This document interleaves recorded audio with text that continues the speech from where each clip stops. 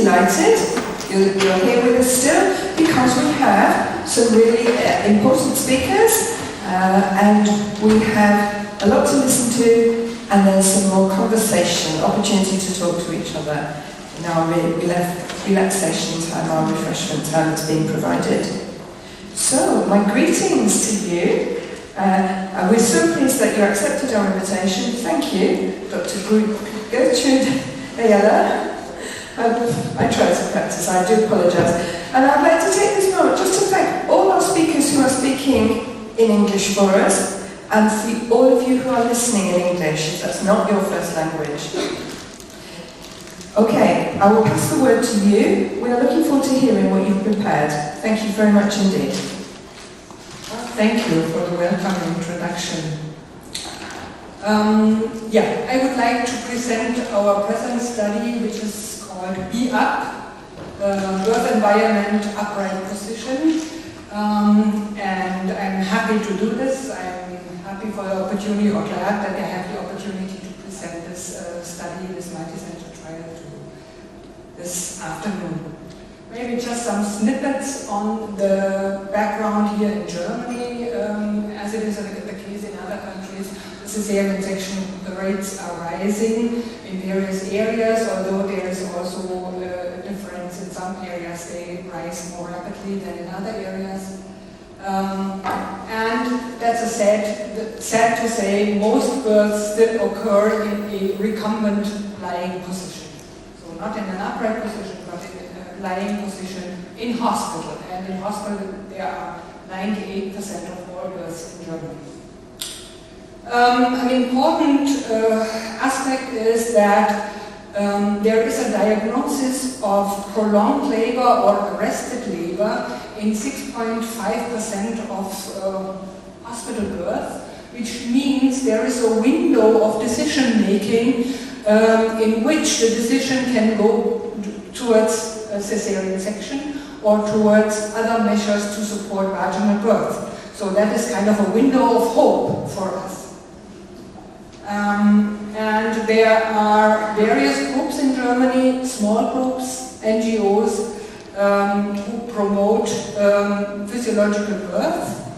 And we are lucky actually that since 2017 there is a national goal of promoting vaginal birth in Germany. So there is actually a political agenda to support measures to improve the outcome of birth in hospital birth in Germany.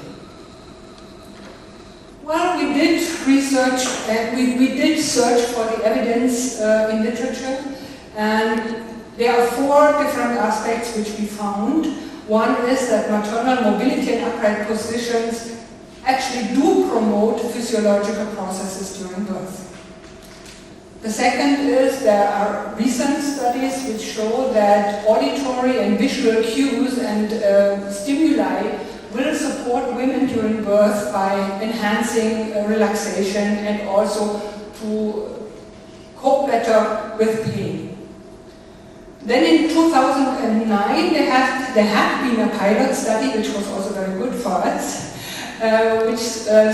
which examined or tested whether the presence of a delivery bed in a room makes a difference. And the outcome actually was that the women spend more time in bed if the bed is present, and they also, more oxytocin for stimulation of labor is being used.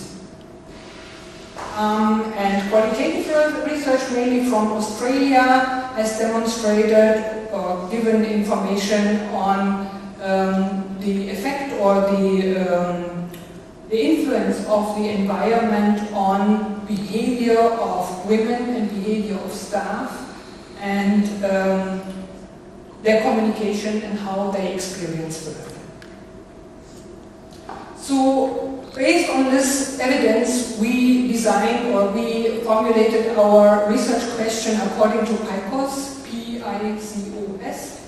Does a redesigned birthing room, which fosters maternal mobility, relaxation, coping with pain, self-determination and personal comfort, result in a higher probability probability of vaginal birth in hospital in women with a singleton cephalic presentation in term planning a vaginal birth compared with controls.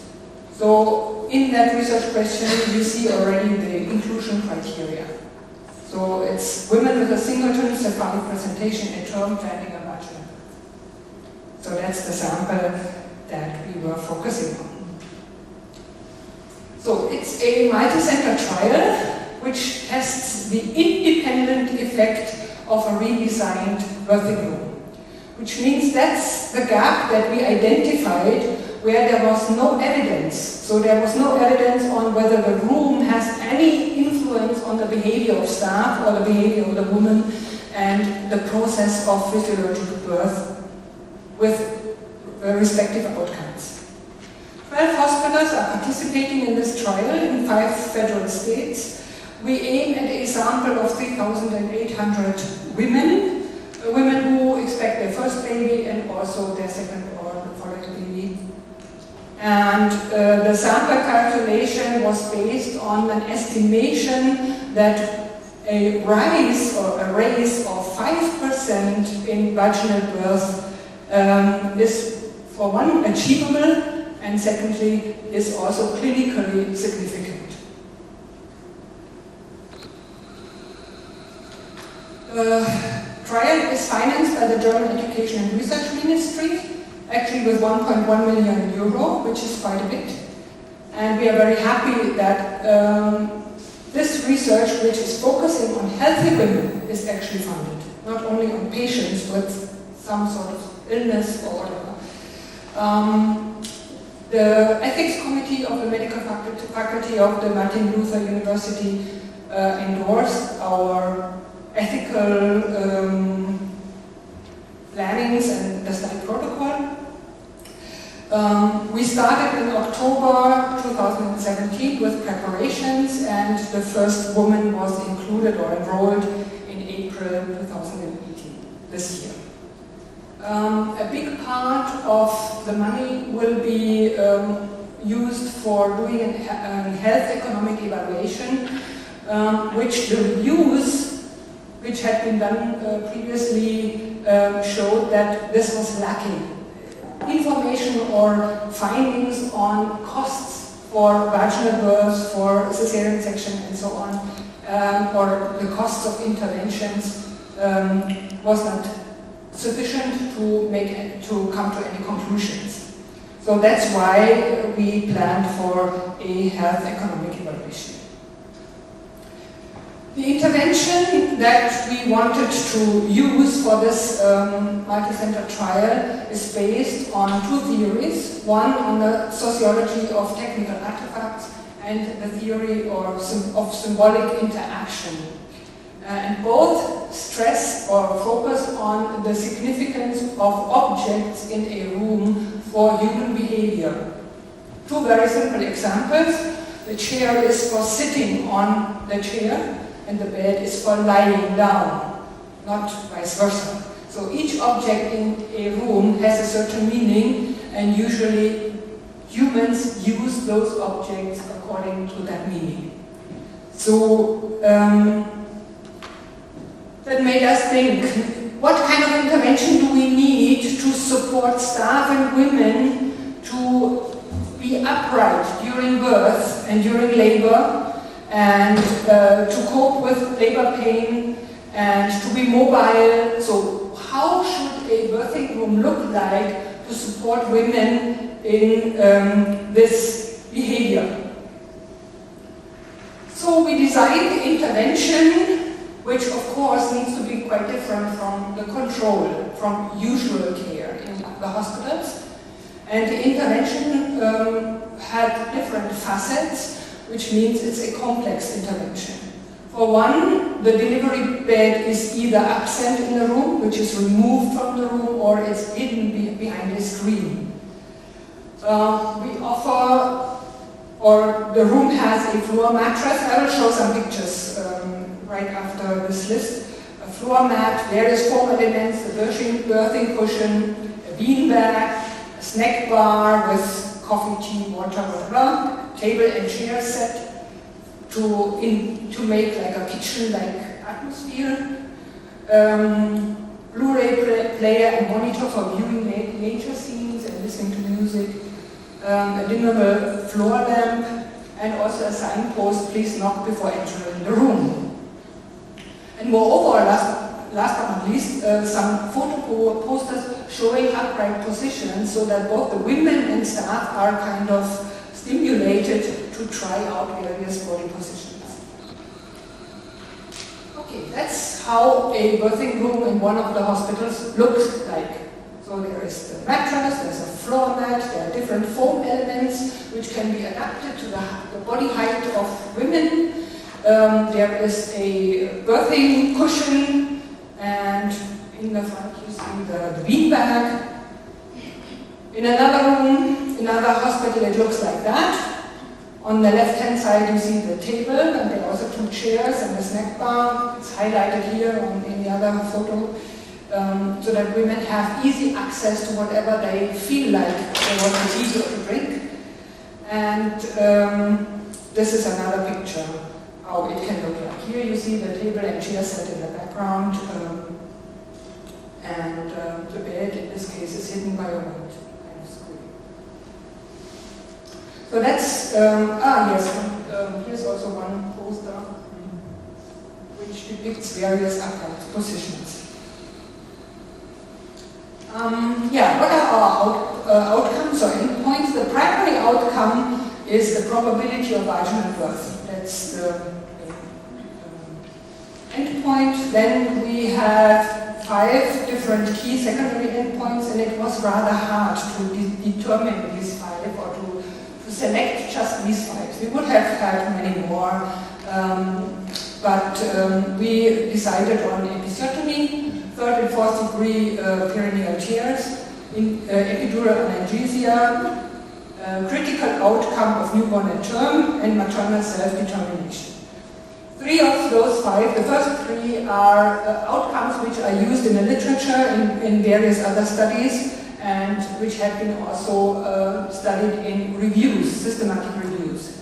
The 4th is a component indicator which is used in the German perinatal database or data collection, and therefore it is relevant for Germany.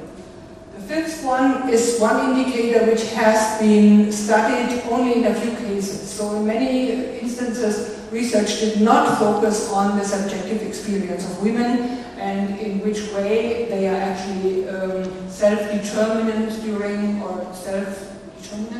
birth, and whether they are satisfied with their birthing experience.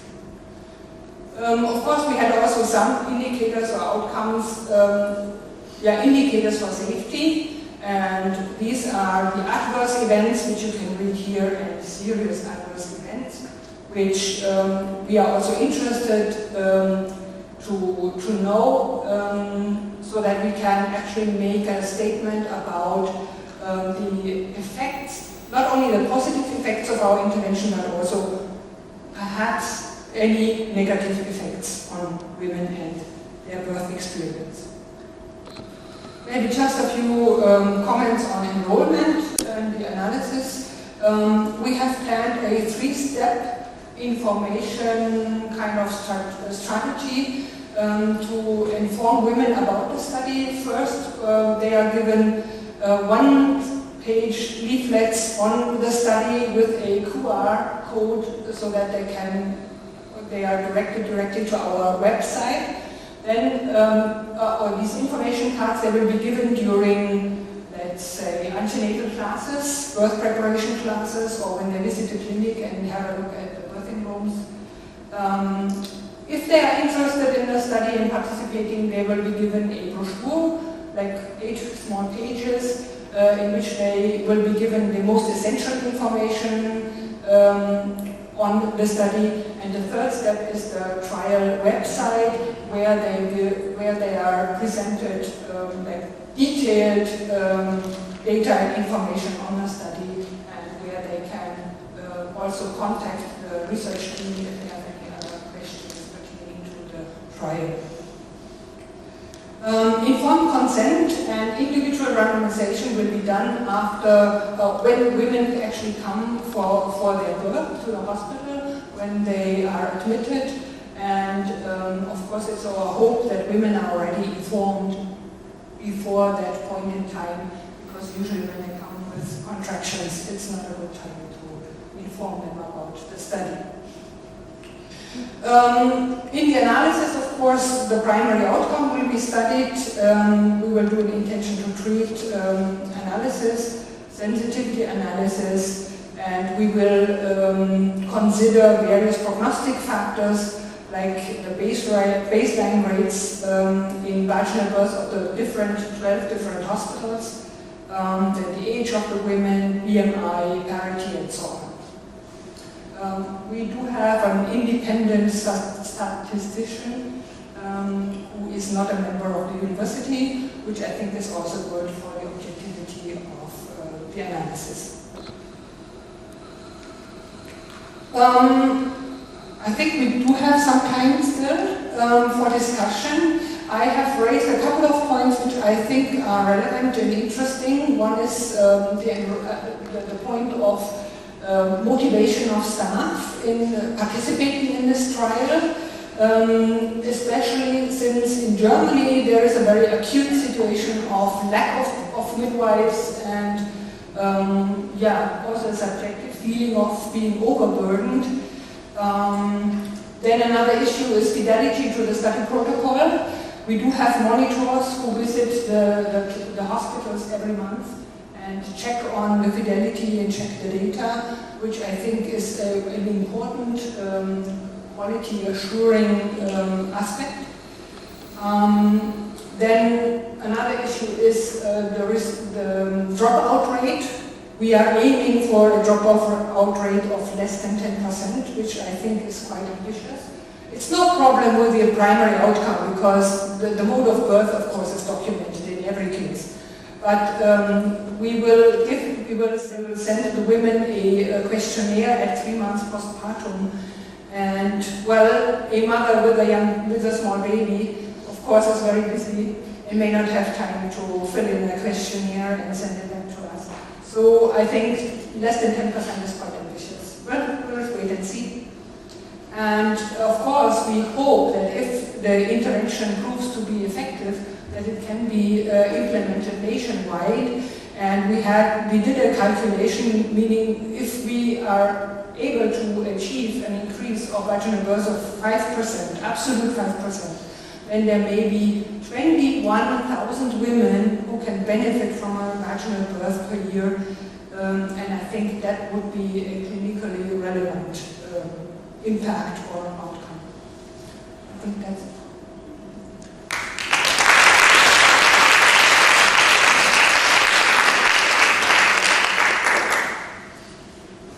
Thank you so much. We do still have 5 minutes for questions because for each speaker they have their time on the timetable.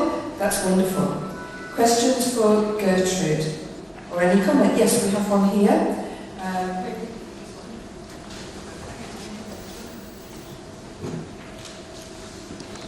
Thank you very much for this study. I have a question around how you monitor the satisfaction of the mothers. So you just in the panel explained to us the different focus groups you created, especially depending on education level. And I wonder what kind of questions would you ask to determine the satisfaction? Because a simple, are you satisfied? Scale 1 to 10 is maybe a bit too simple.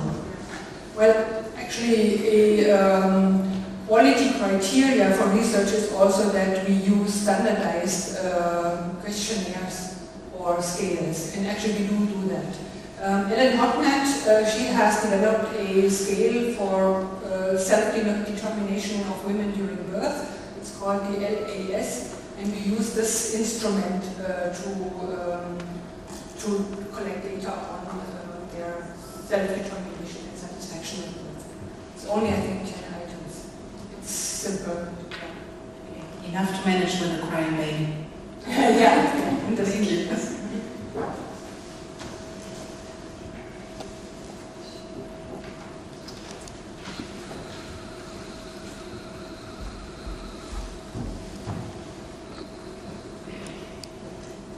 Gertrud. I have several questions and I won't ask you all in one, but one after another. My first question is, I have a lot of insight in labor wards in North Rhine-Westphalia, and as you were showing the pictures, I have the feeling a lot of labor rooms are staffed already with little kitchenettes, with tables, with chairs. So you were saying the control group will have a room where there are no chairs, no cushions or no Pepsi balls. How do you manage that in hospitals which are equipped rather nicely already? Yes, that's right. Actually, there's a variety of design of birthing rooms in various hospitals, and this is actually an ethical question, because we did not want to reduce the standard that hospitals already have. So we didn't want to take things away, let's say like a cloth hanging from the ceiling to support women during labor. So we didn't want the hospitals to remove that, or we didn't want to remove like a Pepsi ball, which they could use during labor. But the essential elements are the removal or the removal of the bed or hiding the bed, and the mattress and the floor mat, and the foam elements. So these are, so to speak, the core elements. But there is also the floor lamp, which most hospitals, all of them, don't have. They have dimmable lights at the ceiling, but not like lower towards the floor. Usually the hospitals don't offer any drinks within the room. They might have like drinks or coffee bar, whatever, on the obstetrical unit outside, but not in the room. So the women would have to leave the room, or their partners or whoever is with them. So the idea is that the women can determine in that room what they wish and what they want, and they can do it themselves. My second question would be, do you measure the mobility of the women who birth in this room, or do you just only look at the outcomes? Well, actually we do ask the women. They respond to a questionnaire already when they are still in hospital on the postnatal ward. And we ask them what kind of elements they use the most and which they like the best. So with a rating of first, second, third, so that we get some information on what they found helpful. Because the elements that we have or that we use in the hospitals, they were chosen also in discussion with midwives and also consumer representatives, meaning women, mothers. And they are prototypes, which means they are not yet perfect. So we have already experienced some problems because those foam elements, they might slip. So that's a difficulty that we have to deal with. And so the information that we ask from the women will also help us to design better elements or focus more clearly on certain aspects of the room design. Last question is, you don't document how many or how the staffing situation was at that birth. You don't know how many midwives cared for the woman or how many. No, actually, this varies so much. I mean, this may vary from week to week, staff falling ill or somebody leaving a job, or we also have a situation that in one hospital the lead midwife is leaving the hospital and things like that. So there is a lot of movement, which is quite normal, I think. And no, we don't, but we are planning for additional kind of research questions in form of doctoral thesis, in which the staff will also be asked about their experience in both rooms, in the intervention room and in the control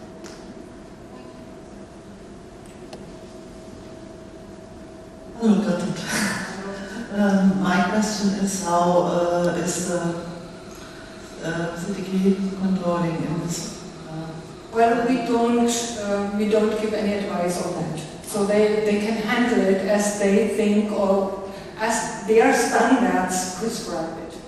We know that in most hospitals it's not evidence-based what they're doing. Because in normal birth, the fetal heart rate monitoring is not effective. I mean, it's been proven, but in all of Germany, in every hospital, using big screens with the fetal monitoring. Yeah, that's what it is. And the standards still support this. And unfortunately, also in forensic kind of cases, it's ruled according to the CDC, people might result or the documentation, unfortunately. And the second question, there is no training for the midwives how to conduct or how to support women in upright positions, that's what you mean. Well, actually, we have been working on this, or on the study protocol for 4 years, and our first draft was to change the design of the room and to train midwives on alternative kind of body positions and so on. And this was actually criticized by the reviewers of our study protocol, and they said no, it would be better just to study one independent effect. And we decided on the design of the Vaginal. Because they argued, then in the end you don't know what was actually effective. Are the women blind to the research question? It's impossible. It's impossible. Because they are in the room, they know what they get, either in the one room or in the other room, and that's also the information we give. We say, you know, in this room, you will be offered a mattress, you will be offered a floor mat, you will have different elements, you can try out different upright positions, and you can also lie down on the mattress and rest, but there is no bed. And of course, if there is any need for using the bed, let's say for testing the fetal blood or whatever, the bed can be used. I mean, then it will be rolled into the room or the screening will be removed and it can be used.